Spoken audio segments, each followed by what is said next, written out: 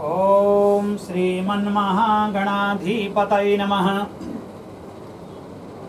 ओम गंगणपतये नमः। ओम मंगलम भगवान विष्णु, मंगलम गरुड़ध्वज, मंगलम पुंडरीकाक्ष, मंगलायस्तनो हरि। अनादिनिधनं विष्णु शंख चक्र गदाधर, अक्षय पुंडरीकाक्ष पितृमोक्ष प्रदो भव। ओम विष्णवे नमः। ओम विष्णवे नमः। ओम विष्णवे नमः। श्री जे रमण जी, आपने ये जो पितर पक्ष की अमावस्या है, इस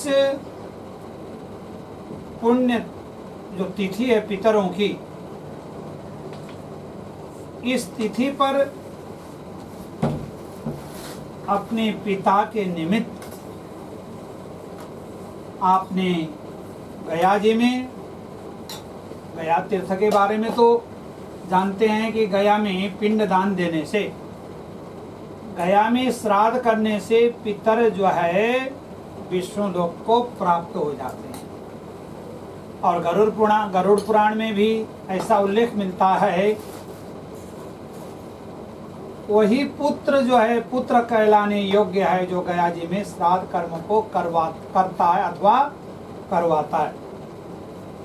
श्री जी रमण जी, आपने अपने पिता की तृप्ति के लिए, उनकी आत्म शांति के लिए गया जी में तर्पण, जो गया जी में विष्णु पद है, रुक्मिणी सरोवर पर ब्राह्मणों के द्वारा तर्पण का कार्य संपन्न कराया। ये बड़ा ही पुनीत कार्य है, पुण्य कार्य है।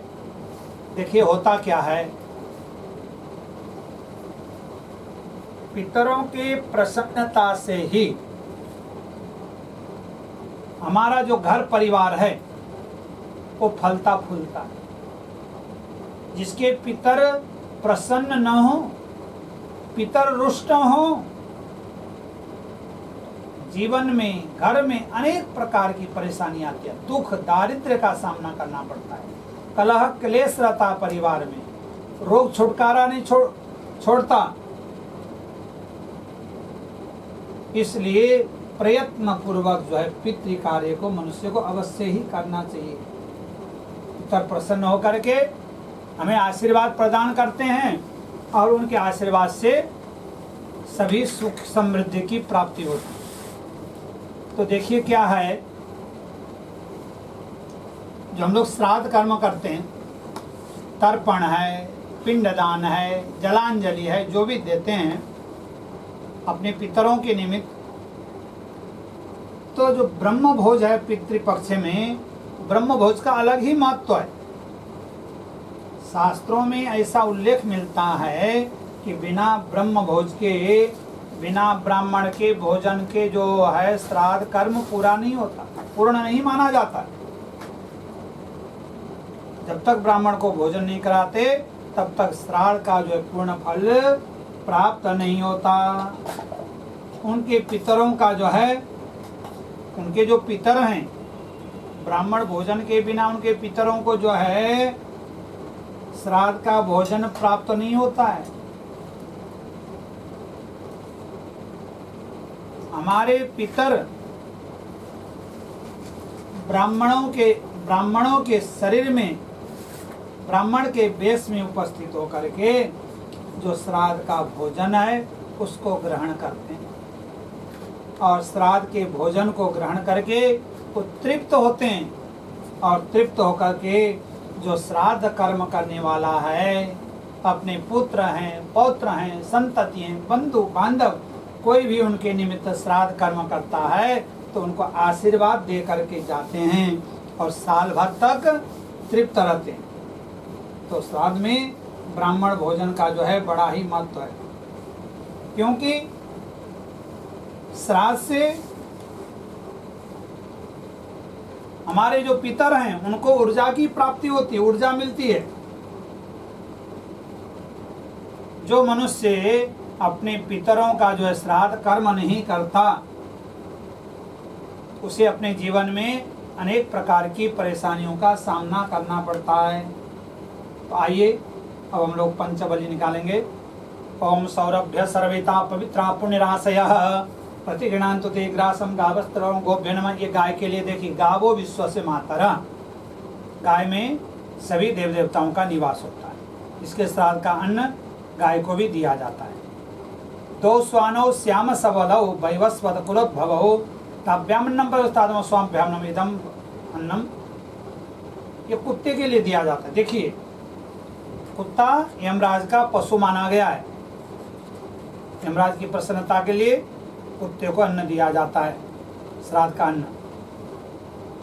ओम इंद्रावरुणाभ्या याम्या वै नरितस्तथा वायसा प्रणु भौमो ब्रह्मइदम अन्नम वायसेभ्यो नमः। ये जो है उसके लिए, कौवे के लिए, कौवा जो है पितरों का प्रतीक माना गया है, इसलिए कौवे को बलि दी जाती है।